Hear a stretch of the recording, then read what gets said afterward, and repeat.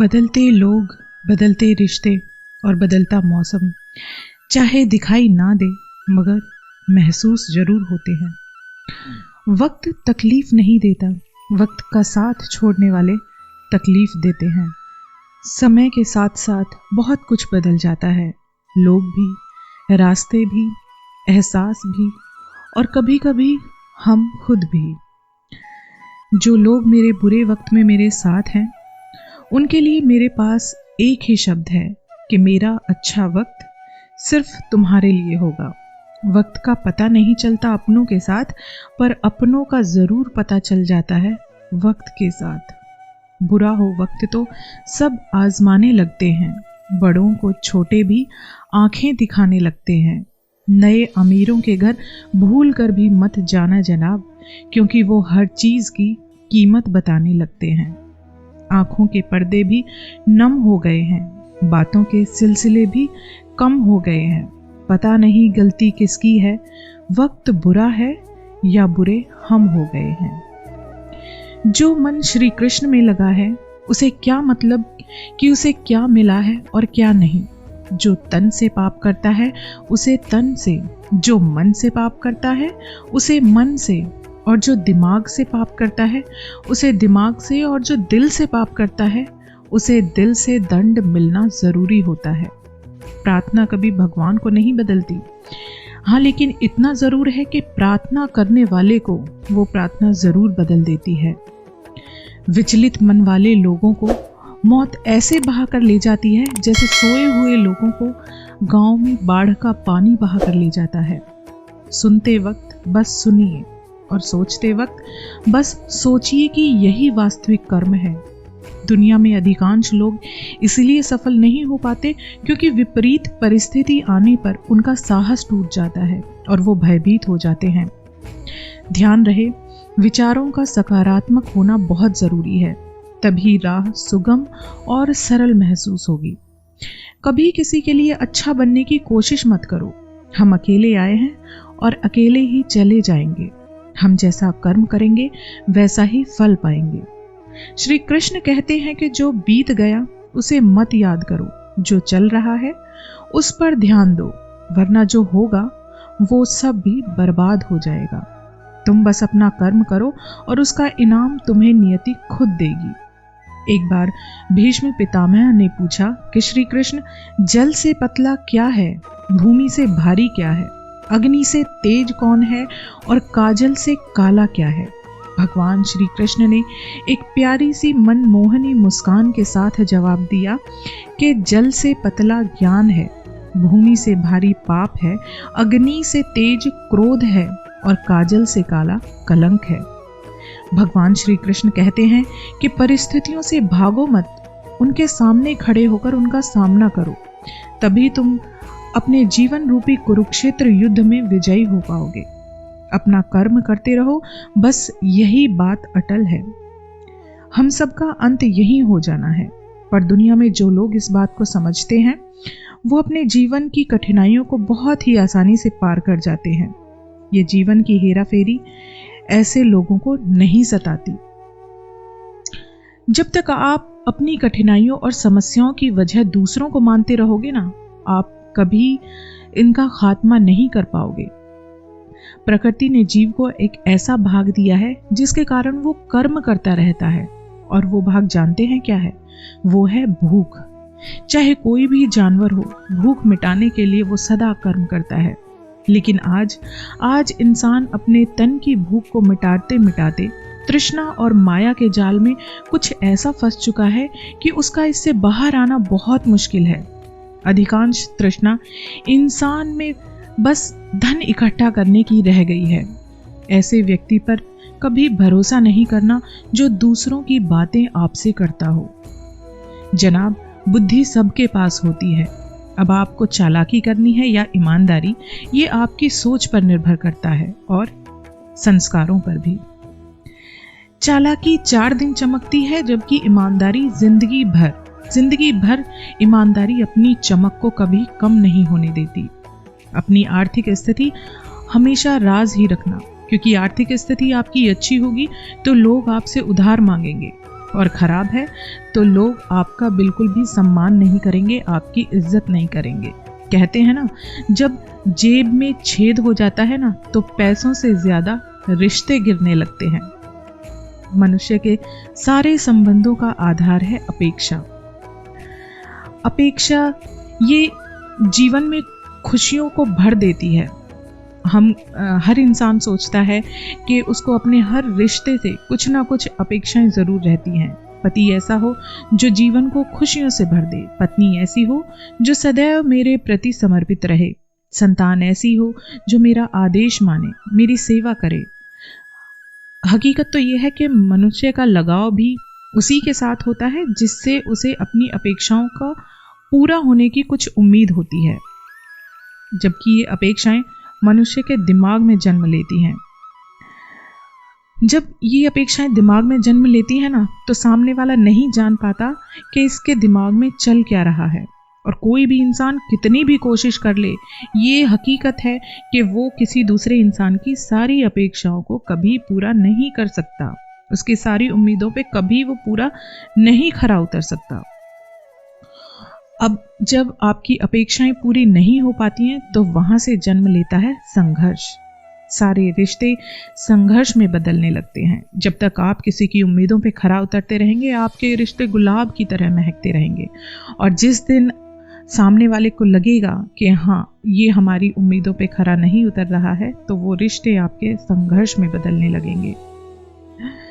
तो यहाँ से एक सीधी सी बात समझ में आती है कि संबंधों का आधार अपेक्षा है।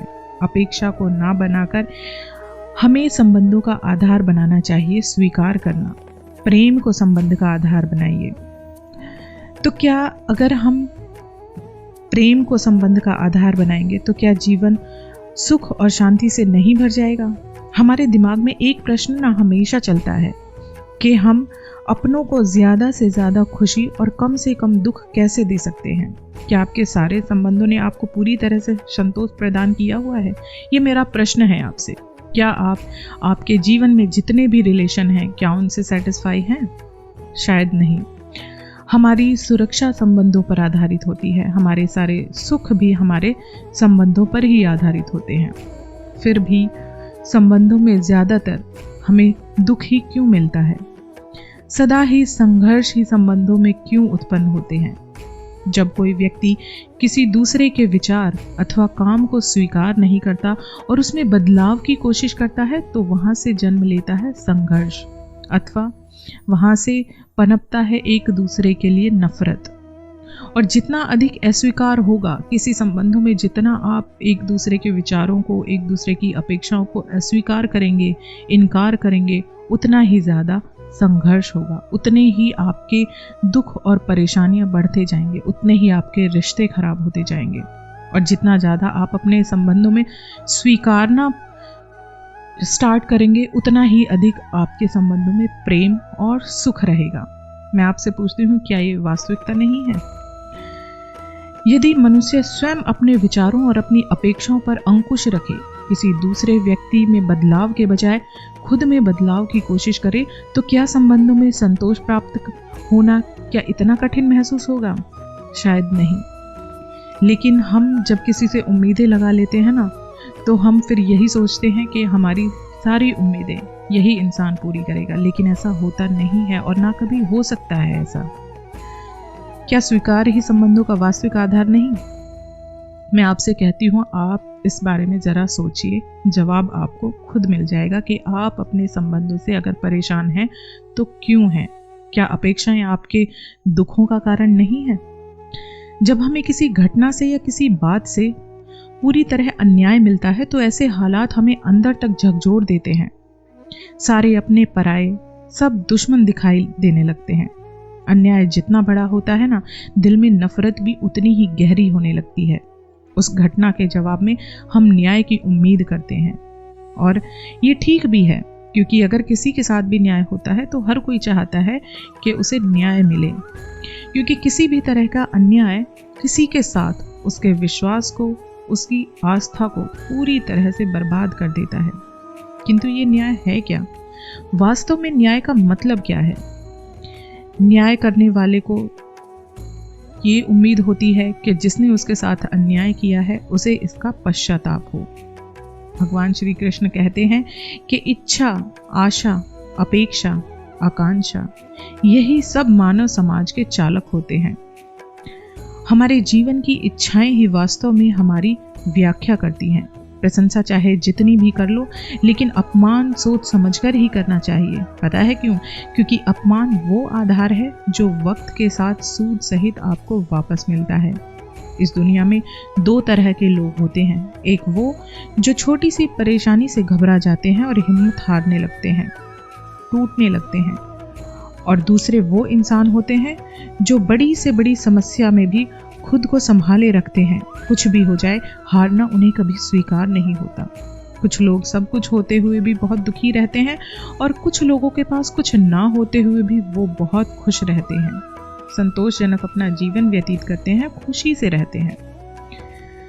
गिरना भी कभी कभी अच्छा होता है, क्योंकि वो इंसान को उसकी औकात बताता है और इंसान को पता चलता है जब वो उठने के लिए अपना हाथ बढ़ाता है तो कितने उसके अपनों ने आकर उसका हाथ थामा है।